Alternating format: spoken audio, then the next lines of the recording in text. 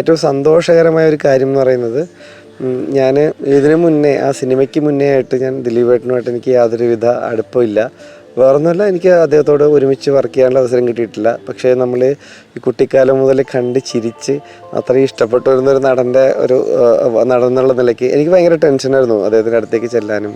ഈ പറഞ്ഞ പോലെ അത്രയും ഒരു സ്റ്റാർഡമുള്ളൊരു വ്യക്തിയുടെ അടുത്ത് അതെങ്ങനെ നമ്മൾ ബിഹേവ് ചെയ്യും എനിക്കറിയില്ല. ആ ടെൻഷനിലൊക്കെ നിൽക്കുമ്പോഴാണ് ഡയറക്ടർ അദ്ദേഹത്തെ പരിചയപ്പെടുത്തുന്നതും. ഇത് ജിബിനാണ്. പുള്ളി കുറേ പരസ്യങ്ങൾ ചെയ്തിട്ടുണ്ട്, ഒത്തിരി സിനിമകൾ. അപ്പോൾ അദ്ദേഹത്തിൻ്റെ മറുപടിയാണ് എന്നെ ഞെട്ടിച്ചത്. ഇവൻ 2018 ഗംഭീരമായിട്ട് കേട്ടിട്ടുണ്ടല്ലോ, അപ്പം നമ്മുടെ സ്വന്തമാണല്ലോ, അടിപൊളിയാണല്ലോ, അവിടെ സൂപ്പറായിരുന്നു എന്ന് പറഞ്ഞൊരു മൊമെൻ്റ് ഉണ്ട്. അത് കഴിഞ്ഞിട്ട് ആ ഒരു കരുതൽ, അല്ലെങ്കിൽ നമ്മളെ ചേർത്ത് പിടിക്കുന്ന ഒരു സംഭവം ഉണ്ടല്ലോ, അത് ആ പടത്തിലുടനീളം അതിന് ശേഷവും നമുക്കത് കിട്ടുന്നുണ്ട്.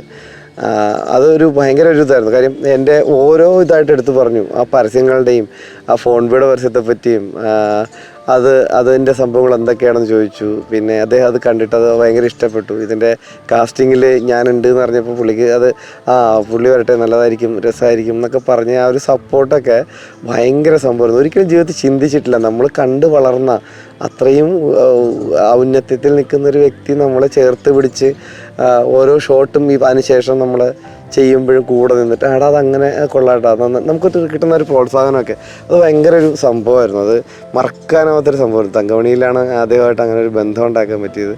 മീൻസ് ഭയങ്കര സപ്പോർട്ടീവാണ്. നമുക്ക് വെറുതെ ഒരാളിനെ സൂചിപ്പിക്കുക എന്നുള്ള രീതിയിൽ വേണമെങ്കിൽ നമുക്ക് ആരെയും എന്തും പറയാം. പക്ഷെ നമുക്ക് അതിൻ്റെ ഒരു ഫീല് കിട്ടുമ്പോൾ ഉണ്ടല്ലോ, നമ്മളെ അത്രയും സപ്പോർട്ട് ചെയ്യുന്നുണ്ടെന്നൊക്കെ പറയുന്നൊരു ഫീൽ കിട്ടുമ്പോൾ അതൊരു ഭയങ്കര അങ്ങനെ ഒരു മൊമെൻ്റാണ്. ആദ്യമായിട്ട് അദ്ദേഹത്തെ കണ്ടുമുട്ടിയതും അതിനുശേഷം കീപ്പ് ചെയ്യുന്ന ആ ഒരു റിലേഷൻഷിപ്പ്.